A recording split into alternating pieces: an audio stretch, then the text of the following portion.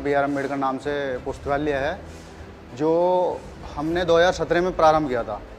और जब हमने प्रारंभ किया था तो एक रूम से प्रारंभ किया था, और धीरे धीरे करते हुए हमने आज इस लाइब्रेरी को इतने आगे तक पहुंचा दिया है कि सारे इसके रूम तैयार करा दिए, फर्स्ट फ्लोर करा दिया है तैयार, ग्राउंड फ्लोर तैयार करा दिया है।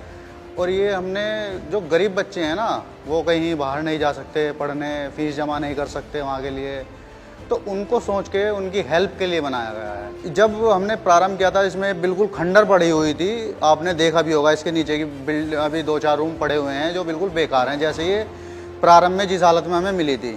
उसके बाद हमने धीरे धीरे आपस में सहयोग करके, पैसा कलेक्ट करके, लोगों का श्रमदान ले लेकर इसको तैयार किया है।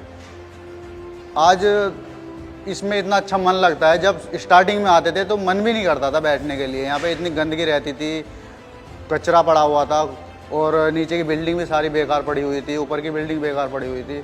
लेकिन धीरे धीरे 2017 से 2022 तक आते आते हमने इसका बहुत बदलाव कर दिया है इसमें। आज यहाँ पे लगभग 8-10 गाँव के बच्चे पढ़ने आते हैं, जो आस पड़ोस के, सोहपुर के आस पड़ोस के गांव से आते हैं, लगभग 10 से 15 किलोमीटर के दायरे में। इसमें हमें गवर्नमेंट की तरफ से कोई पर्सनली ये नहीं मिला कि गवर्नमेंट हमको दे रही है, ये हमें बस गवर्नमेंट की तरफ से भी एक बिल्डिंग कच्ची खड़ी हुई मिली हुई थी। मैनेज करना पड़ता है थोड़ा थोड़ा, काम को भी समय देना पड़ता है और पढ़ाई को भी समय देना पड़ता है, दोनों एक दूसरे से कोरिलेटेड है। यदि हम काम कर रहे हैं तो हमारी आर्थिक स्थिति थोड़ी सुधर रही है, और उसके साथ साथ हम पढ़ाई कर पा रहे हैं, किताबें खरीद पा रहे हैं, और ट्यूशन वगैरह या जो कोई भी ऑनलाइन कोर्सेज वगैरह लेना होता है उसको ले पा रहे हैं। यदि हम काम नहीं करेंगे तो वो चीज़ नहीं खरीद पाएंगे, वो चीज़ नहीं खरीद पाएंगे तो हम पढ़ाई भी नहीं कर पाएंगे। तो इसलिए पढ़ाई के साथ साथ काम करना ही बहुत ज़रूरी है। हमारा बैकग्राउंड इतना अच्छा नहीं है कि बस कि हम पढ़ाई करें, और घर वाले हमको इतना सपोर्ट करते हैं कि बस आप पढ़ाई करो और हम आपको जितना भी खर्चा होगा हम देंगे। हमको पढ़ाई के साथ साथ काम भी करना बहुत ज़रूरी है। इसमें bag, sports bag, kit bag सभी इसमें आ जाते हैं। थकने वाला काम है, पूरे दिन मशीन पे बैठे रहना, पैर भी दर्द करने लगते हैं और शरीर भी अकड़ जाता है पूरा। हाँ, और आँखों का तो ये है कि बिल्कुल मशीन पे ही गड़ा के रखनी है, यदि आँखें थोड़ी सी भी चूकी तो सुई घुसने का पूरा चांस रहते हैं। और ऐसा नहीं है, जब से काम करने लगा हूँ मैं, कई बार चांस हुए भी हैं जो मशीन की सुई हाथ में घुसी है। जब कटिंग करते हैं, नीचे बैठकर कटिंग होती है, तो पैर पूरे अकड़ जाते हैं, बैठे बैठे पैर दर्द करने लगते हैं, पैर सूज जाते हैं, पेट में दिक्कत होने लगती है पूरे दिन बैठे बैठे, तो ये प्रॉब्लम आने की संभावना होती है। निराशा आती है, लेकिन उस निराशा से ही आगे बढ़ना है हमें, ये सोच लेते हैं। यदि वहीं रुक जाएंगे तो हम तो लाइफ हमारी बेकार है, कुछ नहीं कर पाएंगे। हमारे साथ के युवा लोग हैं जो हमारे साथ पढ़ते हैं, वो बेचारे ना तो काम ही कर पाए कुछ, और बेरोजगार हैं।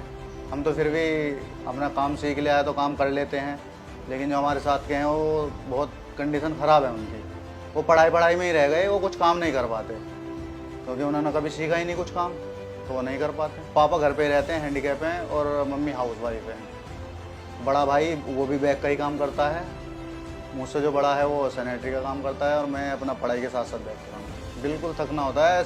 ये है कि शाम को थोड़ा लेट ना करके 6 बजे तक काम करके, अपना काम छोड़ने के बाद 1-1.5 घंटे आराम रेस्ट कर लिया, शाम को खाना पीना हो गया, उसमें 8 बजे से अपना पढ़ाई का रूटीन हो जाता है। 8 से 12, 11, 11:30 अपना पढ़ाई हो जाती है। रेस्ट कर लेते हैं, उसमें बीच में रेस्ट मिल जाता है, 1-1.5 घंटे का रेस्ट मिल जाता है, वही काफ़ी होता है। लेकिन पढ़ना भी ज़रूरी है, तो इसलिए ये तो है नहीं कि भाई थक गए हैं, आज नहीं कल कर लेंगे पढ़ाई, कल नहीं परसों कर लेंगे, ये सोच कर रहेंगे तो दिन तो गुजरते जाएंगे, और जो आने वाली वैकेंसीज़ वगैरह हैं उनमें हम कुछ नहीं कर पाएंगे। तो इसलिए पढ़ाई भी बहुत ज़रूरी है, चाहे थके हुए हों या ना थके हुए हों। पढ़ाई लाइब्रेरी में देखो, अभी तो मैं सारा जो मेरे कंट्रीब्यूशन जिसका भी आता है डोनेशन, वो ये सब मैं ही कलेक्ट करता हूँ, और जितना भी खर्च होता है उसका सब लेखा जोखा मैं अपने पास रखता हूँ, सब कुछ। और बाकी देख रेख में हम 2-3 लड़के हैं, जहाँ हम चल देते हैं हमारे साथी सारे लड़के साथ चल देते हैं, हमारे बिना लड़के भी थोड़ा ढील कर जाते हैं। लाइब्रेरी के पीछे यही सपना है कि जिस दौर से हम गुजरे हैं हमें पढ़ने का माहौल नहीं मिल पाया और परिस्थितियां भी हमारे साथ थोड़ी अलग रही हैं, तो आने वाली जो जनरेशन है, जो युवा वर्ग है, वो इधर उधर गलियों में ना भटके, ना घूमे और दिशा से ना भटके अपना, वो जो गलियों में समय देते थे वो अपना लाइब्रेरी में समय देंगे। जो आने वाली जनरेशन है 9th 10th वाली, वो अभी से लाइब्रेरी से जुड़ जाएगी, तो आने वाले समय में उनको बहुत फ़ायदा मिलेगा और जुड़ भी रही है।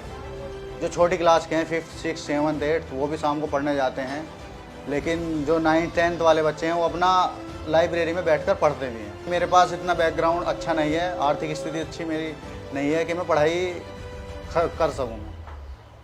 बिना इस वर्क के मेरा कुछ भी नहीं है। ये वर्क है 2000 लगभग, मैंने 2007 में काम किया था, 1 साल मैंने गैप किया था। 2007 में मैंने ये काम सीखा था, 2008 में फिर मैंने 9th में एडमिशन लिया था।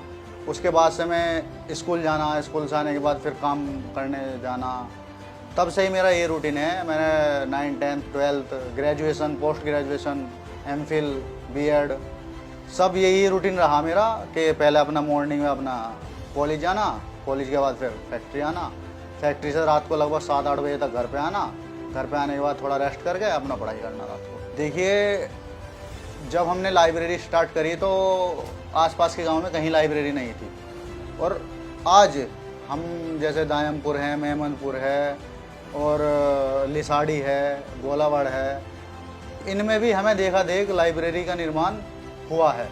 सरकार के लिए तो देखो, उनको ठेके से प्रॉफिट होता है, वो तो अपने प्रॉफिट का देखता है, वो लोगों के भविष्य नहीं देख रहा। वरना लोगों को भविष्य देखना चाहिए। ठेके की जगह हर गांव में लगभग 2-4 किलोमीटर के दायरे में जो भी कोई गांव आता है, हर गांव में एक लाइब्रेरी होनी चाहिए मेरे हिसाब से। तो मैं सरकार से ये अपील करना चाहूँगा कि हर गाँव में एक लाइब्रेरी का निर्माण हो, और ठेके जितने भी कम से कम हो सकें उतने ही कम से कम हो सके तो इसको बैन ही करा दिया जाए। लाइब्रेरी को देखा, आने वाले भविष्य जो युवा पीढ़ी है उनके भविष्य को देखते लाइब्रेरी का निर्माण जरूर करना चाहिए।